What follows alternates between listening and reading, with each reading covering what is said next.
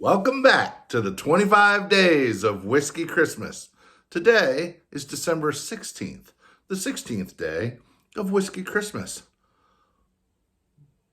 I'm supposed to have something funny and quirky to say here.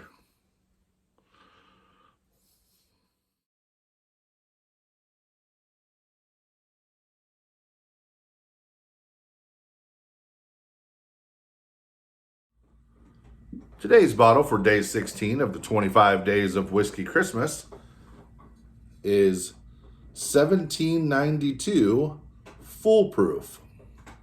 A lot of people will ask, what does foolproof mean? Or what does, not fool, F-O-O-L, but fool, F-U-L-L? Insert your own joke. Foolproof simply means that they bottle it at the same proof point that it went into the barrel at the beginning of the aging process. As a barrel ages over time, the water portion of the distillate will actually and can evaporate.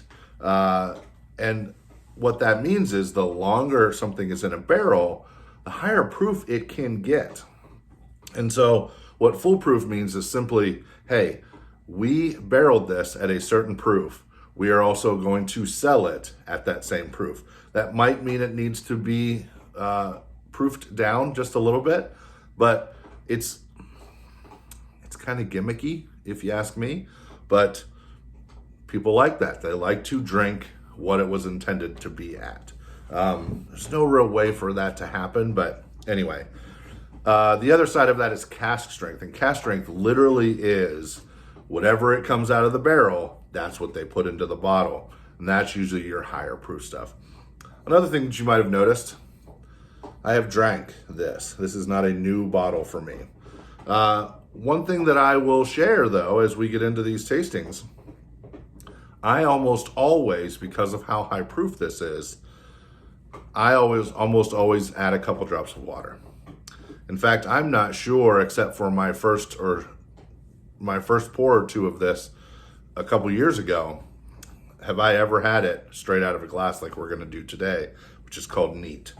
So this is going to be a little hotter than I'm used to, but hotter sometimes can mean more flavor. So let's see.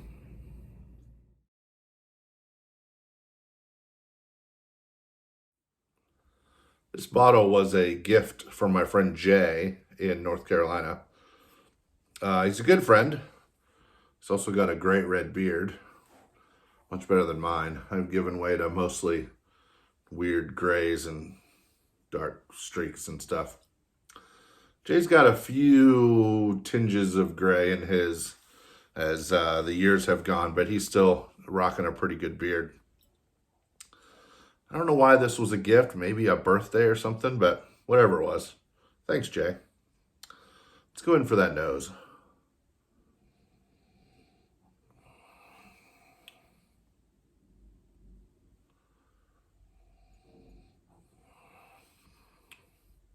Smells like oak sawdust. Like when I am out cutting firewood with a chainsaw and there's a little snow on the ground. I'm cutting through some white oak. The chunks are getting a little wet in the snow.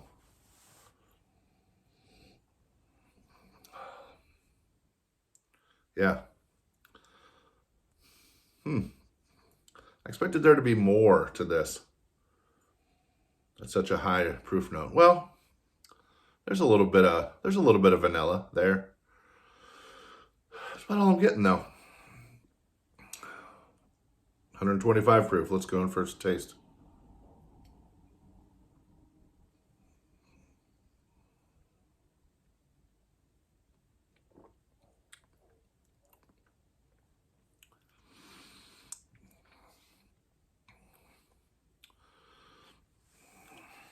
It's 125 proof. It's warm. My tongue is warm. The oak carries through. The vanilla shines a little bit.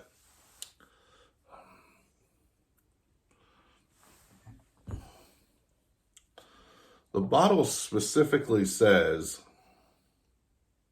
sweet vanilla and notes of caramel. I'm always a little hesitant to believe when labels tell me what it's going to do because everybody's palate and nose is different. Not really getting caramel though. As dark as this is and high as proof as this is, I would expect to get some caramel, but it is warm though. It is spicy warm. Let's read about it. This is a straight bourbon. It is distilled and bottled by Barton 1792 Distillery. Okay.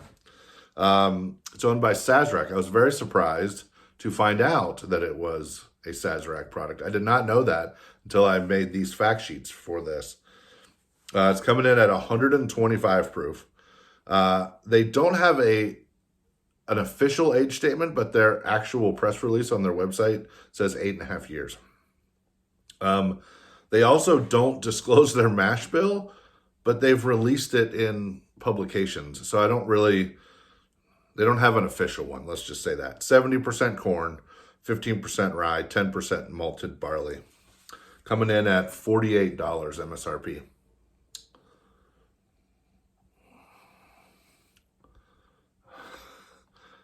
I don't want to sound like a baby, but 125 proof is a little too much for me. As I said earlier, this is probably only the second, maybe third, maybe fourth time that I've ever had it neat.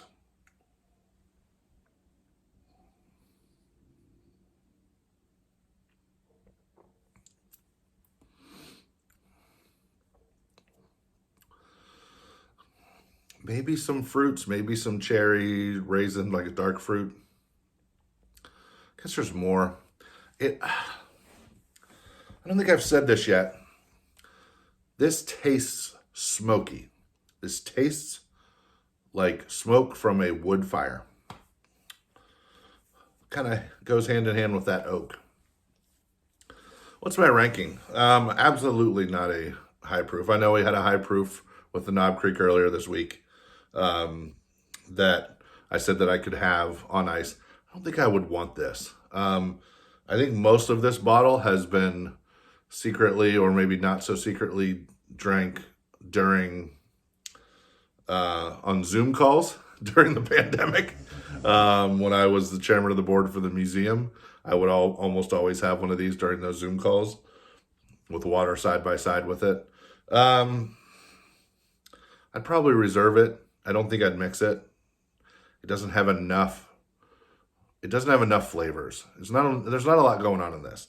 This is a good whiskey. This is almost like a classic whiskey. Hey, want a high proof whiskey? 1792. Oh, sorry about that.